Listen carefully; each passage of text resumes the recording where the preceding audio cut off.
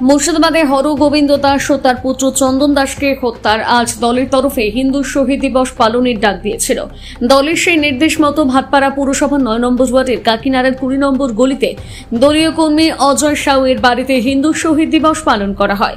শহীদ দিবস পালনে অংশ নিয়ে প্রাক্তন সাংসদ অর্জুন সিং বলেন, কাকিনাড়ার কাছারি রোড মোড়ে গান্ধী মূর্তির পাদদেশে শহীদ দিবস পালন করার কথা ছিল, কিন্তু পুলিশ ওখানে শহীদ দিবস পালন করতে দেয়নি। এতে মনে হচ্ছে পশ্চিমবাংলা দেশের মধ্যে আছে নাকি বাংলার মধ্যে ভারতবর্ষ আছে। তার আবেদন, বাংলার হিন্দুরা সুরক্ষিত নেই, হিন্দুদের বাঁচাতে 355 কিংবা 356 ধারা জারি করা প্রয়োজন।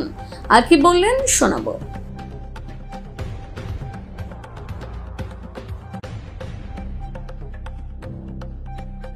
শহীদ দিবসের স্থান পরিবর্তন করতে হলো। দেখুন, 1990 সালে যেরকম কাশ্মীরে হিন্দুদেরকে তাড়ানো হয়েছিল, সেরকমই পশ্চিমবাংলায় হিন্দু নিধন, হিন্দুদের মহিলাদের বলাৎকার করা, হিন্দুদের সম্পত্তি লুট করা, চাই যে কোনো পার্টি করুক সেটা তাদের কাছে কোনো ব্যাপার নেই। সিপিএম করুক, টিএমসি করুক, বিজেপি করুক, কংগ্রেস করুক, তারা হিন্দু নিধন করছে আর তাকে প্রশ্রয় দিচ্ছেন মমতা ব্যানার্জি।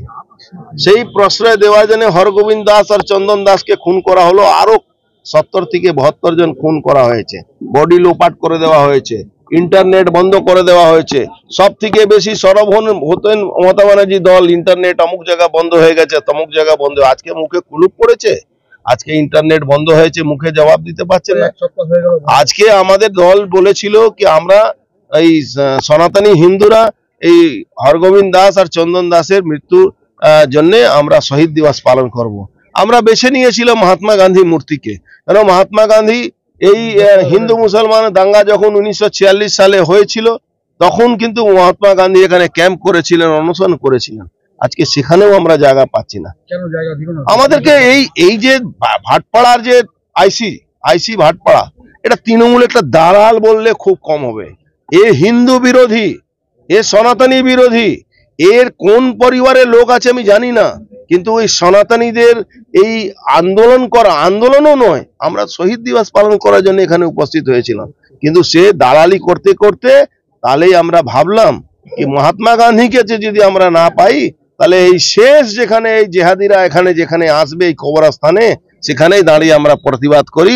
তাই জন্য এই অজয় দাসের বাড়ি আমরা বেছে নিলাম, এই কবরস্থানের সামনেই আমরা এই প্রতিবাদটা জানালাম কি এখানে এইসব জেহাদিরা লাস্টে আসবে, সেখানে আমরা প্রতিবাদ জানাই কি আমাদের যে সনাতনী হিন্দুকে যারা খুন করেছিল, যারা মেরেছিল, হত্যা করেছিল, বলাৎকার করছে আমাদের মায়েদের, দিদিদেরকে, তাদের বিরুদ্ধে আমাদের এক হতে হবে। সনাতনীদের কাছে আর কোনো দল বলে নাই, সিপিএম, কংগ্রেস, টিএমসি বলে নেই। আজকে শুনেছেন তো ধুলিয়ানের ভাইস চেয়ারম্যানের ঘরটা পুড়িয়ে দেওয়া হয়েছে, লুট করা হয়েছে।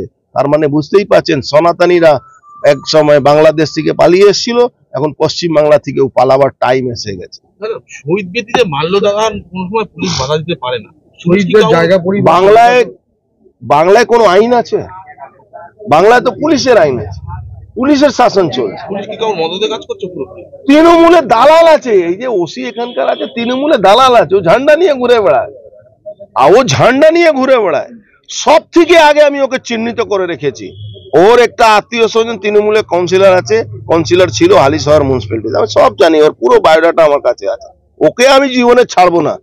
আমি যদি মরে না যাই, ও যদি মরে না যায়, ওকে আমি ছাড়বো না। আজকে মহাত্মা গান্ধী মূর্তির সামনে আমাদের শহীদ বেদিতে কাছে উপস্থিত হতে দেয়নি, আমরা কিন্তু ওকে ছাড়বো না। অমর্যাদা হলো, অমর্যাদা তো হয়েছে, কিন্তু আমরা ধন্যবাদ জানাবো আমাদের যারা কার্যকর্তারা আছেন, প্রিয়ঙ্কু পান্ডে আছে, অজয় সাহরা আছে, তারা ঠিক ডিসিশন নিয়েছে কি যেখানে এই জেহাদিরা কবরে আসবে সেইখানে দাঁড়িয়ে আমরা প্রতিবাদ করব।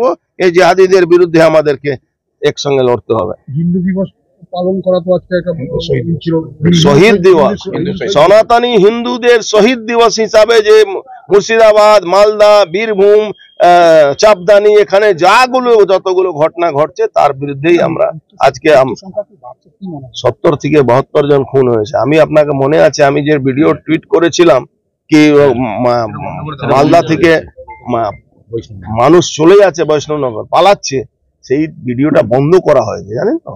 আমি আবার কমপ্লেন করেছি, আবার বলেছি কি অত ভয় কিসে, সত্যি কথাতে অত ভয় পাচ্ছেন কেন? এতে গুজব ছড়াবে, পালাচ্ছে লোক, সেখানে কি খুন হচ্ছে, রাজনী হচ্ছে, লুটপাট হচ্ছে? না, তারা প্রাণে ভয় পালাচ্ছে, তাকে প্রোটেকশন দিতে পারছেন না। 4 দিন পরে প্যারামিলিটারি আসলে বাড়ি থানা থেকে বেরোবার সাহস পাচ্ছেন, আর বড় বড় কথা বলছেন। তৃণমূল বিধায়করা বলছে মুর্শিদাবাদ শান্তির ছন্দে ফিরছে। তৃণমূলী বিধায়ক সব ল্যাম্প পোস্ট আছে, ওদের কথা শুনে কি জবাব দেবো? মমতা ব্যানার্জি কিছু বলেছেন, তাহলে বলুন জবাব দেবো। এই ল্যাম্প পোস্টের জবাব কেন দেবো? ল্যাম্প পোস্ট বিধায়ক সাংসদরা মার খাচ্ছেন, বাড়ি ছেড়ে পালাচ্ছেন, ভাড়া থাকবে। আরে ওসব নাটক আছে, ওসব নাটক আছে, ওসব নাটক আছে, ওসব লম্বা লম্বা কথা।